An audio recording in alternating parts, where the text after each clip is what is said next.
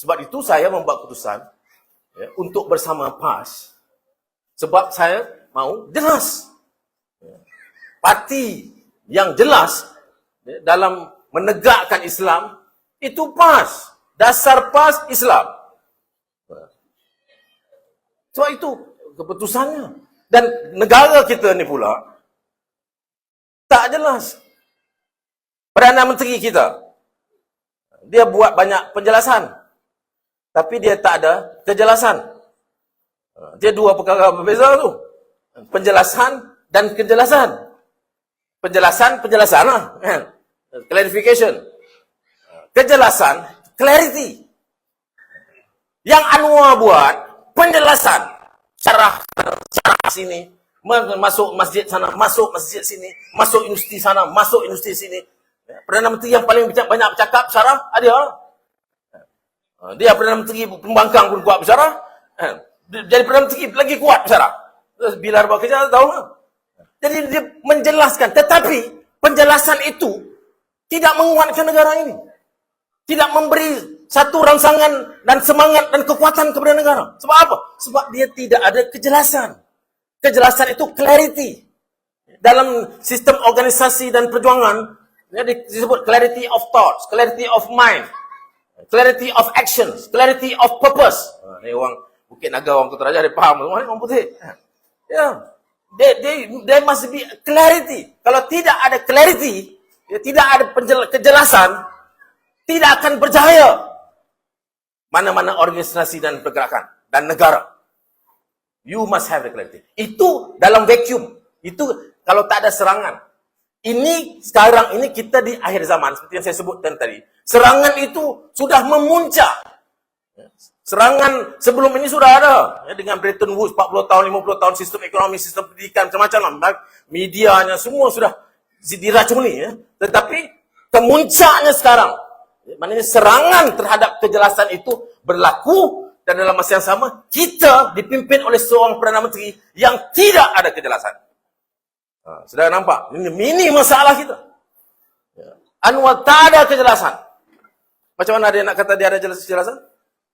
Macam mana dia kata? Tekan sebagai Perdana Menteri, saya tekankan tata kelola. Good governance. Betul? Anwar Ibrahim kan? Tata kelola, good governance.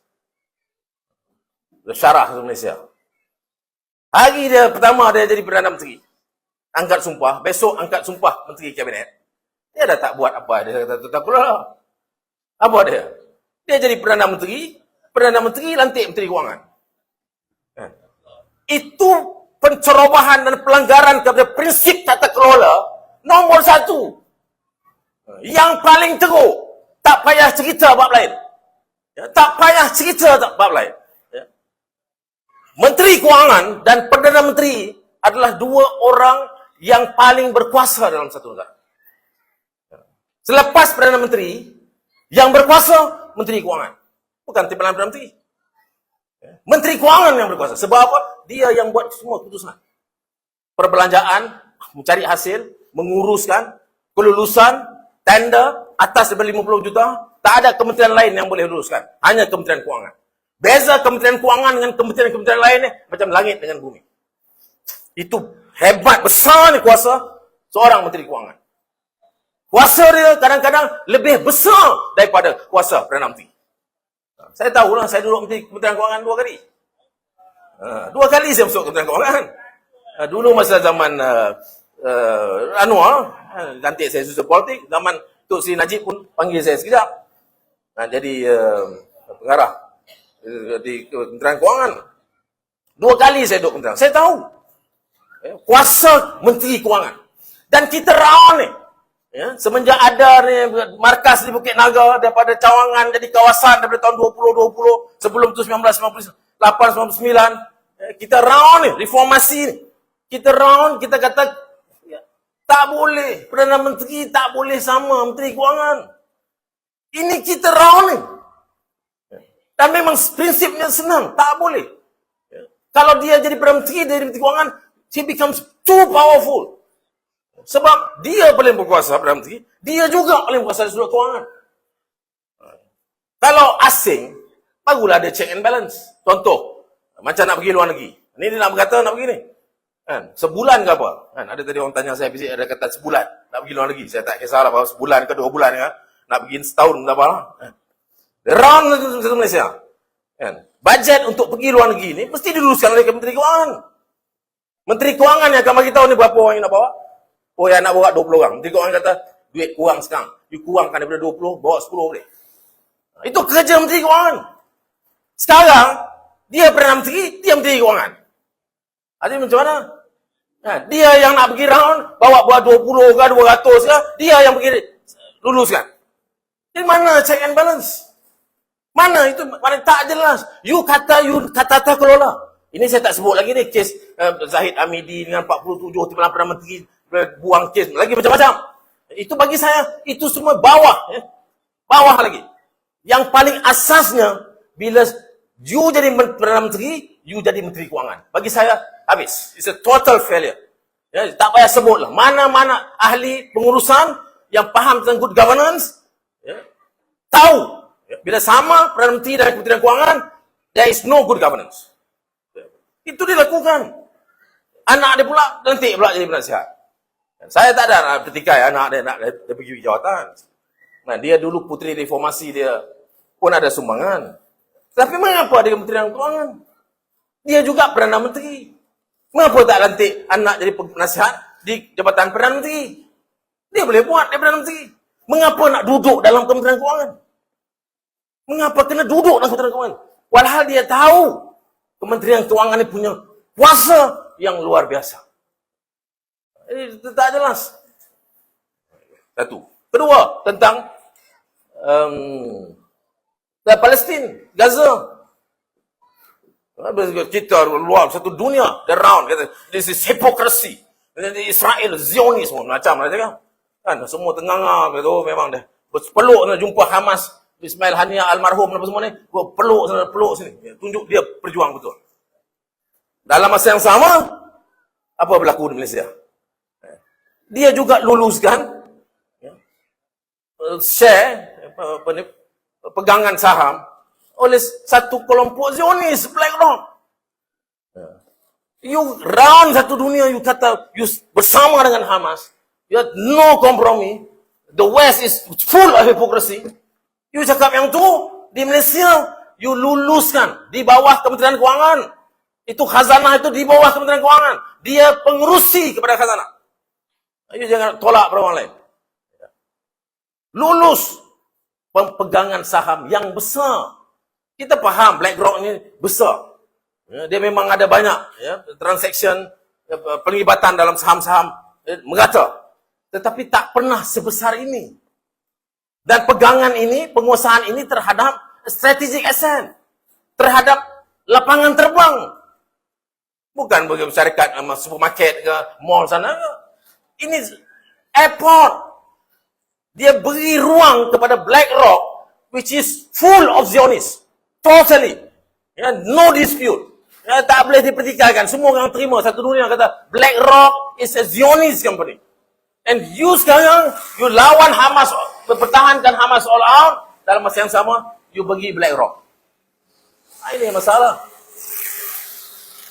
Tidak jelas.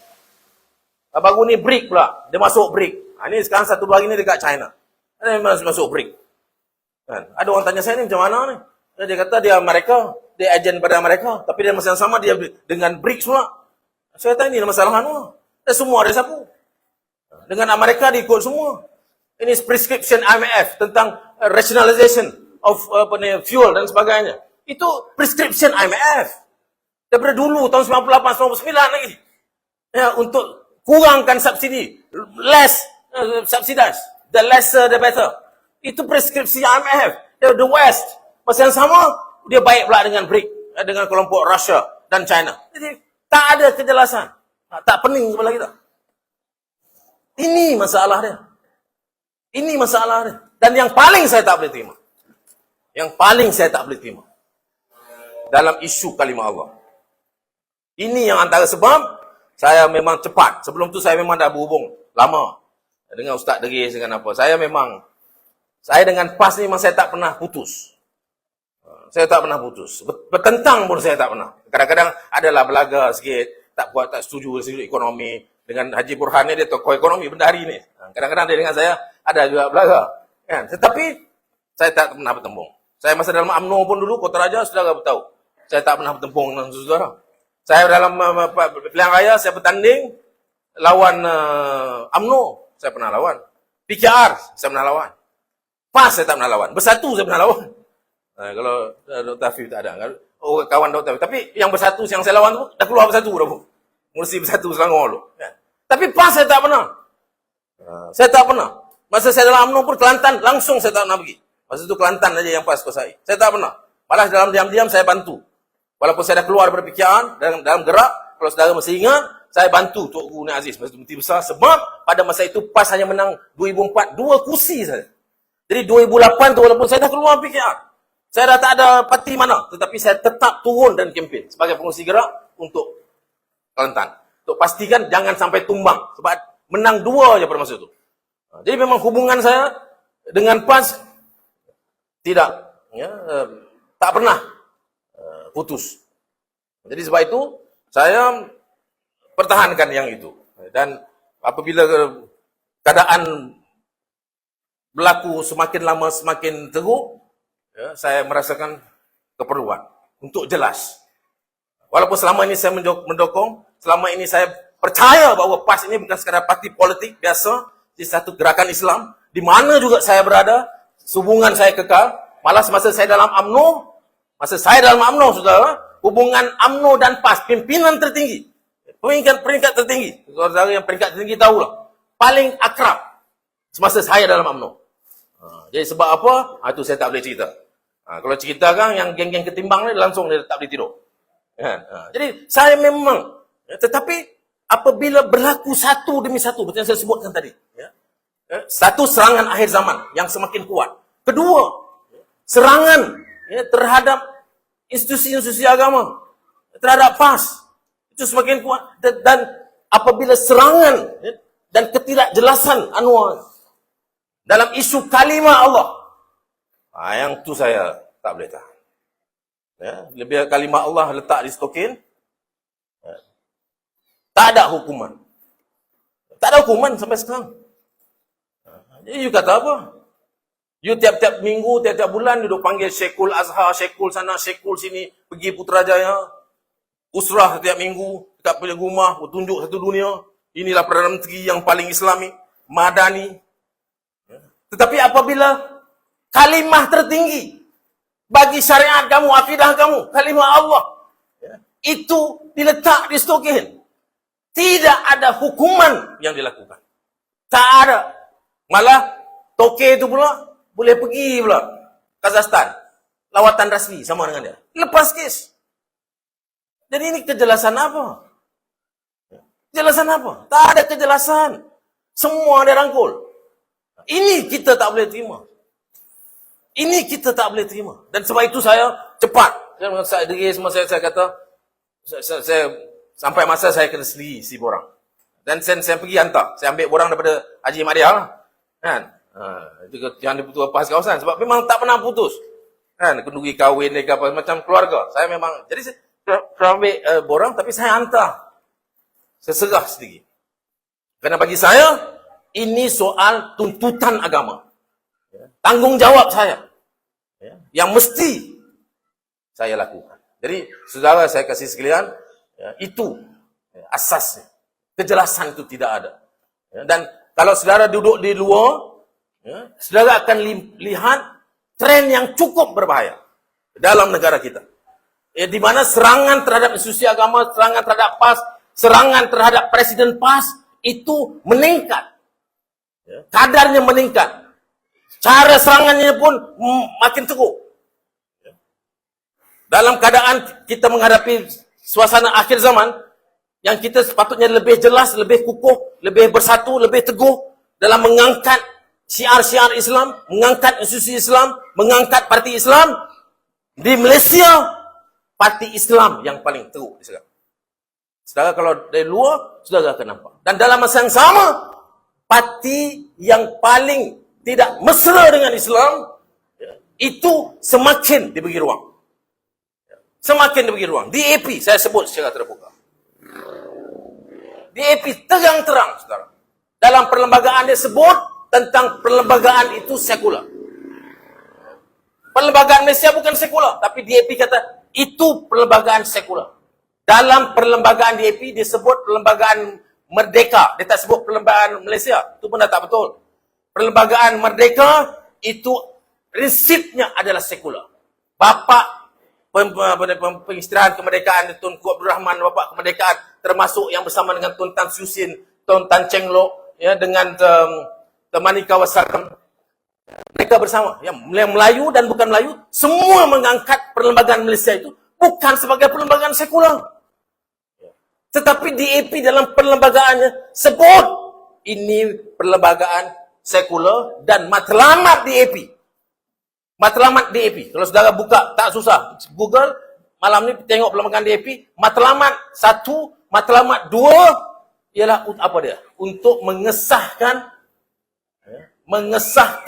dan memulihkan perlembagaan Malaysia untuk kembali kepada asal sekular. Itu dalam perlembagaannya. Kita tak payah cerita yang dia duduk ceramah, duduk bantai, lagi banyak.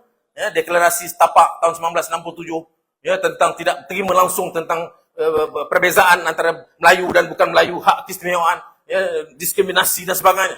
Itu jelas tak pernah ditarik balik Malaysia. Tetapi yang saya nak sebut secara khusus ialah dalam perlembagaan. Dalam perlembagaan dan hari ini dia mempertahankan sekular. Sekular itu apa? Sekular itu memisahkan unsur agama dalam aktiviti institusi kenegaraan. Maknanya tak ada. Dalam Malaysia, perlembagaan Malaysia jelas tentang 6 agama, tentang Islam, agama persekutuan. Maknanya kita bukan sekular, tetapi dia tetap bertegas sekular dan berjuang. Perjuangan mereka ialah untuk memulihkan perlembagaan untuk menjadi sekular. Untuk supaya tidak ada sudah pemisahan yang jelas antara agama dan negara. Dan kelompok ini semakin kuat, semakin diberi ruang, semakin berkuasa. Tak boleh sentuh. Tak ada yang sentuh. Yang paling kuat bertahan UMNO pula. Parti Melayu. Saya bukan nak berperang ataupun nak bergaduh dengan kawan-kawan UMNO. Saya tahu. Saya pun UMNO Kotaraja juga. Saya tahu ramai orang UMNO yang tak setuju. Sebab jelas, ini bertentangan dengan prinsip kita. Kepada kawan-kawan yang bukan Islam pun, mereka kena faham. Ini prinsip Islam dan prinsip ini kalau diangkat, ya, ia tidak meminggirkan langsung orang bukan Islam. Malah selagi makin jelas Islam itu diangkat, semakin kuat keadilan itu dipertahankan untuk yang Islam dan bukan Islam. Tetapi DAP secara terbuka berjuang ke arah menidakkan, merosakkan ini. Dan ini berlaku dalam masa yang sama, parti Islam itu diserang semakin teruk. Saudara nampak trend ini. Ya, sebab itu kita tak boleh benarkan. Sebab itu saya buat keputusan untuk bersama dengan PAS. Sebab ini soal tuntutan. Jadi saudara yang saya kasih sekalian, ini mesej saya kepada Kotaraja. Saya tak ada banyak masa, mungkin lagi tinggal 2-3 minit, saya nak jawab sikit ke kawan reformasi. Ada kawan reformasi dia tegur saya, dia kata, you jangan pantai teruk sangat lah. Ucapan saya di bahagian serai tu, masuk YouTube dan sebagainya, dia kata, you pantai. Saya kata, saudara kalau faham betul tentang reformasi, saudara kena sokong saya. Bukan saudara suruh saya stop. Saudara kena sokong saya sebab reformasi itu memang sudah mati. Sudah dikhianati. Ya. Seperti saya sebutkan tadi lah. Yang terbaru dalam belanjawan. Belanjawan baru ni, yang disebut Anwar Ibrahim. Orang lain mungkin tak perasan, saya perasan lah. Kita puluh tahun berjuang. Masuk dalam pun. Dia tengok, dia kata kita kerajaan, kita bagi peruntukan 70 ke 80 juta. Ya, untuk kepada kementerian reformasi, institusi reformasi. Azalina. Itu satu hal lah. Kan? Bagi menteri jaga reformasi, sepatah reformasi, minta nak sebut. Bagi dia. Lepas itu kita bagi peruntukan 80 juta, untuk apa? Untuk pindah undang-undang. Untuk pindah undang-undang lapuk. Bila saya tengok tu, bila dia berucap belanjawan, saya tengok. Bila dia kata undang-undang lapuk, kita pun sedaplah sikit hati. Kita ingat dia nak sebut akta hasutan. Itu semua undang-undang lapuk. Bukan kata lapuk, zalim dan drakonian. Itu kita sebut. 10 tahun. Akta hasutan. Akta rahsia rasmi. Saya masuk dalam 2 tahun. Pasal akta rahsia rasmi. Akta percetakan. Ini semua undang-undang lapuk. Tapi apa yang Anwar sebut? Di parlimen baru ni, dia tak sebut akta tu. Dia sebut apa? Akta-akta lapuk seperti akta syarikat. Akta syarikat yang disebut. Memang betul lah ada akta syarikat yang dibuat gubal pada 1950 yang memang kena gubal. Tapi mengapa yang kau tak sebut akta syarikat? Mengapa kamu tak sebut akta hasutan? Mengapa kamu tak sebut akta rahsia rasmi? Ini akta yang kita perjuangkan 10 tahun. Ini saya nak bagi tahu kawan-kawan reformasi saya. Apakah kamu tak nampak? Apakah kamu tak nampak ini? Pengkhianatan yang jelas kepada prinsip reformasi. Kita berjuang untuk ini 10 tahun. Jadi Perdana Menteri dalam parlimen, you tak terkeluar pun, tak mampu pun untuk menyatakan akta ini. You sebut akta syarikat. Kena pula ada perbahasan selepas tu, Ustaz Idris baru buat bahas. Antara perbahasan saya rasa yang paling keras, yang cukup mantap tentang hal beras dan sebagainya. Ini Azalina berbahas. Dia kata ini ada seorang daripada Perikatan Nasional. Saya ahli parlimen PAS. Bangkit. Tanya daripada menteri ini, menteri tak nak tanya.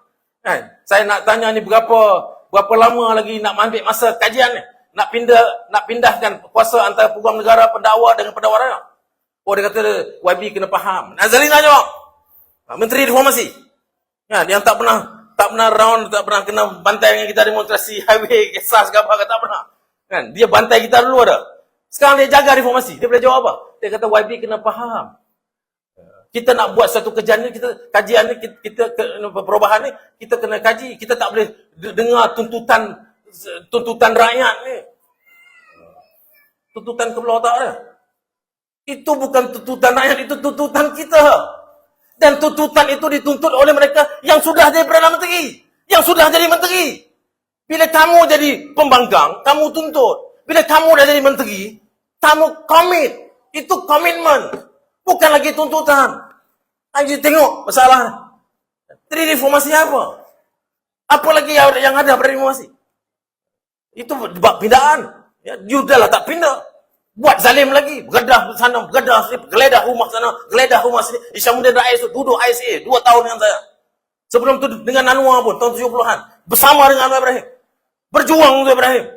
Lama rumah dia pun geledah. Sebab apa? Sebab dia kritik Perdana Menteri. Geledah lah tak ada charge. Memang tak ada charge. Mana ada kesalahan. Tetapi you boleh suruh guna aparatus kerajaan, polis. Bukan polis yang datang hari ni lah. Malam ni semua okey. Polis yang lain untuk geledah rumah Isyamuddin Rais. Saudara kalau pernah kena geledah, saudara tahu lah. Saya 2-3 kali rumah saya kena geledah. Pantang kita orang masuk, kasut buka-buka, geledah rumah kita. Ini dia buat. Sanusi, menteri besar kena. Tangkap pukul 2-3 pagi. You tak boleh tangkap pukul besok lagi. You tak boleh suruh kalau dia datang. Dia menteri besar. Dia menteri besar. You suka ke tak suka ke dia menteri besar. Mengapa kena pukul 3 pagi you kena tangkap? So apa? Ini semua taktik. Taktik apa? Taktik untuk peras, taktik untuk ukur, taktik untuk takutkan. Dan ini semuanya bertentangan dengan semangat reformasi yang kamu buat. Sebab tu saya nak bagi tahu kawan saya dalam reformasi. Cukuplah. You don't ask me to stop. You have to be with me. Saudara kena bersama saya. Kalau you betul-betul faham reformasi. Saudara faham reformasi daripada 98. Saya sebelum 98. Saya masih belajar lagi. 90, 91. Saya pelajar, pemimpin pelajar lagi. Saya dah Anwar Ibrahim datang di Universiti Islam Antarabangsa sebagai menteri. Keskol Saleh Abbas kena pecat. Saya bangkang. Pertahankan. Masa tu lagi Anwar dah sebut tentang reformasi. Dia tak sebut lah reformasi. Dia kata islah, perubahan. You kena bersama dengan saya. Di dalam UMNO untuk bantu. Saya bantu dia. Saya masuk UMNO. Bukan masuk UMNO aja. Berjaya pun saya masuk. Punya nak perjuangkan reform. Saya buat, saudara. Sebab itu faham sepatutnya. Ya bukan segang saya pula. Saya tak heran saya segang.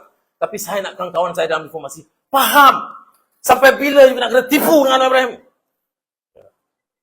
Tak boleh. Akhirnya saya nak bagi tahu, kembalilah kepada agama, asas agama kita. Jangan kita lakukan islah, perubahan itu atas nama orang, atas nama individu. Kerana individu itu boleh khianat kepada saudara. Dapat jawatan, dia boleh buang semua ni. Tapi kalau saudara berpegang kepada ayat Al-Quran yang sebenar-benarnya, bersama dengan parti yang berpegang dengan Al-Quran, insyaAllah saudara akan terus bersama lakukan islah secara istiqamah sehingga ke akhir hayat kita dan tidak akan berganjak. Ini yang kita akan lakukan dan lakukan bermula dari sekarang. Saya bersama dengan saudara dalam PAS, bermula di Kota Raja dan seluruh kawasan, kita bersama mengangkat martabat parti Islam. Hingga akhirnya menjadi sebuah pemerintah yang adil, yang menjadi contoh kepada semua dan mampu untuk menjaga yang bukan Islam dan Islam. Ini yang seharusnya menjadi semangat dan cita-cita. Saya ucapkan terima kasih kepada semua. Saya berdoa kepada Allah Taala beri kekuatan. Saya memang nak tumpukan segala ada kudrat saya ini. Saya taklah tua sangat. Mudalah juga, tapi saya dah lama dalam politik. Saya mula politik umur saya 29 tahun. Jadi saya letih lah. Saya politik saya tak mau. Ya, tetapi saya mau bersama dalam perjuangan. Karena itu bukan masalah saya mau atau tidak. Itu adalah soal tuntutan agama. Ya, di akhir zaman ini, we have no choice. Kita harus bersama dengan sebuah parti yang jelas yang mengangkat martabat agama kita. Sekian, wassalamualaikum warahmatullahi wabarakatuh. Takbir!